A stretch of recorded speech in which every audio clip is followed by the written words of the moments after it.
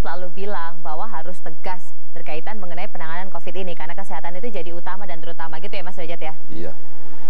Iya, ini saya mungkin bisa di zoom ya. Saya tunjukkan satu data, nggak tahu kelihatan nggak kira-kira.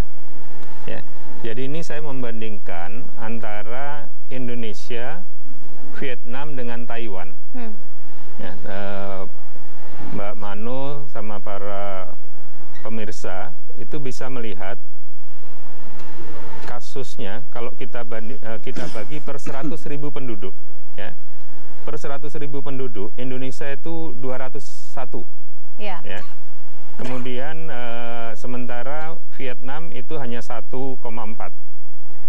Lalu Taiwan hanya kurang dari 3 ya. Kemudian tingkat kematiannya juga demikian. Kita itu kira-kira ya 150 kali lipat lah dibanding dengan Taiwan dengan Vietnam. Nah, kita lihat dari sisi pertumbuhan ekonomi.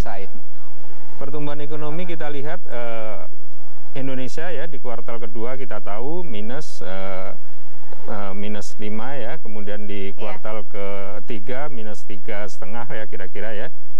Sementara kita lihat Vietnam itu selalu positif. Iya. Ya.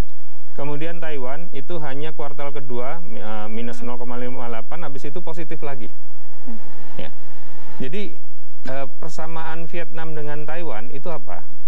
Dua-duanya sama-sama dekat dengan Cina. Artinya mereka risikonya tinggi untuk terkena gelombang pandemi. Ya. Tapi dua-duanya itu bergerak cepat melakukan public health measures, bergerak cepat melakukan langkah-langkah kesehatan publik, ya. Termasuk menutup perbatasan, segala rupa lah, nanti bisa saya sebutkan. Hasilnya apa? Mereka kesehatannya terkendali, ya, pandeminya bisa teratasi, ekonominya selamat. Ya, jadi kalau melakukan langkah-langkah kesehatan publik yang benar, maka pandemi akan terkendali, kemudian ekonomi akan selamat. Dan ini yang sudah saya sampaikan sejak awal, dan ini juga terjadi pada saat kita mengalami pandemi flu yang dulu, flu Spanyol ya. Nah, negara-negara yang melakukan seperti Indonesia, itu pandeminya gagal, ya, ekonominya juga drop terus. Dan kemudian malah Indonesia ditambah utangnya meningkat drastis, ya kan? Jadi pemerintah kan menginginkan tidak pengen terlalu ketat di kesehatan, takut nanti rakyat nggak bisa makan segala macam ya. Tapi hasilnya apa? Hasilnya rakyat banyak yang jadi korban, hasilnya ekonomi tidak selamat, hasilnya utang bertambah. Ini kenapa? Karena kita salah milih kebijakan. Kedua, kita tidak disiplin. Seperti yang disampaikan oleh Pak Pemimpin di pemerintahan tidak disiplin, pemimpin-pemimpin di masyarakat tidak disiplin, pemimpin keagamaan tidak disiplin, ya. Ya banyak di antara kita itu yang nggak disiplin, sehingga akhirnya terus saja terjadi, dan kita buru-buru second wave gitu loh. Gelombang pertama saja ini nggak berhenti terus gitu. Jadi apakah sudah terlambat sekarang? Terlambat ya, tapi masih ada kesempatan. Kuncinya sekarang ya tolong pemerintah ya itu konsisten, tegas, disiplin. Tapi disiplin juga di kalangan pemerintah. Disiplin di pemerintah ini contohnya gini, satu aja kecil. Bagaimana misalkan pemerintah, seorang Menko mengatakan pegawai negeri kalau bisa terus jalan saja, melakukan perjalanan dinas. Lah, ini kan nyuruh orang ngambil resiko. Nah, kenapa Vietnam dan Taiwan bisa selamat ekonominya? Karena dengan mereka berhasil mengendalikan pandemi, konsumsi domestiknya terjaga. Nah, harusnya Indonesia juga seperti itu. Kalau kita berhasil mengendalikan pandemi, konsumsi domestik terjaga, ekonomi kita nggak akan parah-parah banget. Jangan lupa, terakhir, Vietnam ini ekspornya juga drop. Karena memang global kan drop. Vietnam ekspornya drop, ya. Tapi memang ada bedanya, Vietnam ini komunis, Vietnam ini otoriter, jadi memang rakyat bisa diancam. Ya. Tapi Taiwan ini demokratis. Ada lagi New Zealand, tapi New Zealand ekonominya nggak sebagus versus Taiwan. Tapi Taiwan ini demokratis. Ya, jadi itu. Kita coba tanya sama Pak Edi. Pak Edi, ini evaluasi. Mungkin kalau teman-teman di KSP seperti apa kemudian menanggapinya? Evaluasi gimana nih?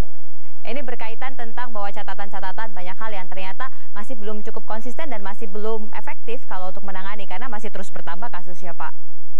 Ya, saya kira kalau hal itu bisa diperdebatkan ya. Yang disampaikan Mas Derajat itu betul, Taiwan, Vietnam betul. Tapi kalau kita cari negara lain yang lebih buruk dari kita ya ada juga gitu, kalau mau fair gitu ya. Jadi kalau menurut saya pribadi sih ya kita bukan yang terbaik tapi juga bukan yang jelek juga gitu ya. Kita lumayan lah gitu ya kalau menurut saya pribadi ya. Nah sekarang bagaimana, kenapa kasus naik gitu ya.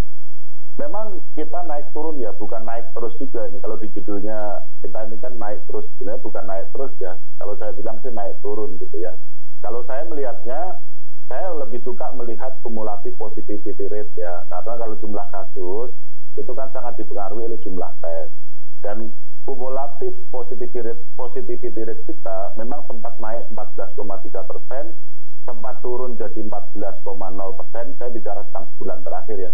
Sekarang naik lagi menjadi 14,1%. Jadi ini memang kondisi kita membaik atau memburuk itu dibandingkan kapan gitu ya. Kalau dibandingkan 2 minggu yang lalu dari sisi positivity rate kumulatif kita sedikit membaik. Tapi kalau dibandingkan seminggu yang lalu memang kita mengalami kondisi yang lebih tidak baik gitu ya. Nah, kemudian terkait dengan kebijakan, ya memang kita bisa, ini kan soal pilihan ya. Satu hal yang ingin saya sampaikan adalah, sudah saya sampaikan berkali-kali sebenarnya, tidak ada satu negara pun yang waktu COVID datang itu sudah punya pengalaman dan sudah tahu resep yang paling efektif. Karena kalau sudah tahu bahwa resep yang paling efektif itu ini, misalkan gitu ya, semua negara akan melakukan itu, gitu kan. Nah, kenyataannya kan tidak seperti itu. Bahkan sampai sekarang, itu kita sebenarnya semua negara juga tidak tahu kalau mau dibilang bahwa dengan persis ya, bahwa kebijakan mana yang paling efektif. Yang tadi dibilang Mas Derajat ya, lockdown yang berhasil ada, yang tadi disebut harus kita akui, yang gagal ada juga gitu ya. Nah, gitu, seperti itu. Nah, bahwa kita perlu lebih baik, saya setuju ya, bahwa pemerintah perlu lebih konsisten, saya setuju bahwa masyarakat perlu lebih disiplin, pemerintah juga perlu lebih disiplin. Saya kira setuju ya. Ya, kita akan elaborasi lebih jauh ini dalam kaitannya tentang seperti apa kemudian strategi ke depannya supaya penanganan COVID ini jadi semakin efektif agar ekonomi ini tidak terus bleeding dan target untuk bisa positif di akhir tahun bisa tercapai. Sesaat lagi tetap bersama kami.